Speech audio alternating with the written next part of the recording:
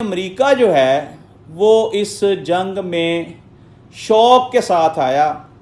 اب پاؤں جل رہے ہیں، پوری دنیا میں جنگ انسائی ہو رہی ہے اور امریکہ اس جنگ سے چھٹکارا حاصل کرنا چاہتا ہے.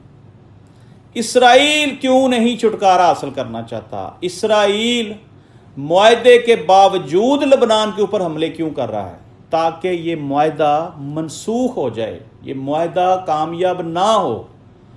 اب آپ دیکھ لیں کہ ڈونلڈ ٹرمپ جو ہیں وہ اس معاملے میں بڑے سیریس ہیں اور ان کی تمام باتیں جو ہیں وہ ٹی وی پہ ڈیلی نظر آ رہی ہیں کہ وہ شخص اور اس کی باڈی لینگویج بتا رہی ہے کہ وہ اس جنگ سے بھاگنا چاہتا ہے، وہ اس جنگ کا حصہ بننا ہی نہیں چاہتا.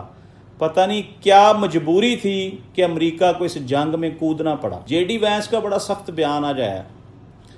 انہوں نے کہا جناب ہم معاہدہ سائن کرنے جا رہے ہیں، ہم آپ کو بچا رہے ہیں، خطے میں امن قائم کرنا چاہ رہے ہیں. سب سے زیادہ نقصان امریکہ کو ہوا، اسرائیل کو بھی ہوا، ایران کو بھی ہوا. کیوں آپ ساری زندگی اس جنگ کو جاری رکھنا چاہتے ہیں تو باز آ جائیں.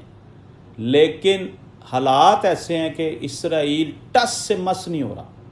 اسرائیل کی طرف سے حملے جاری ہیں اور بے گناہ لبنانیوں کا خون بہایا جا رہا ہے، ان کی املاک کو نقصان پہنچایا جا رہا ہے، ان کے کاروبار تباہ ہو گئے ہیں، ان کی بڑی بڑی بلڈنگیں انہوں نے ٹارگٹ کی ہیں. سب سے بڑا مسئلہ ناظرین، ان کا کچھ حصہ کلومیٹرز کے اوپر، یعنی 50 یا 100 کلومیٹر کہہ لیں، اس پر اسرائیل نے قبضہ کر لیا ہوا ہے.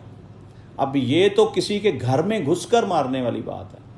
اب ایران یہ مطالبہ کر رہا ہے کہ آپ یہ قبضہ بھی چھوڑیں اور لبنان کے اوپر حملے بند کریں، ورنہ ہم آپ کے ساتھ جنگ کا آغاز کریں گے، ہم آپ کو ہر حملے کا جواب دیں گے.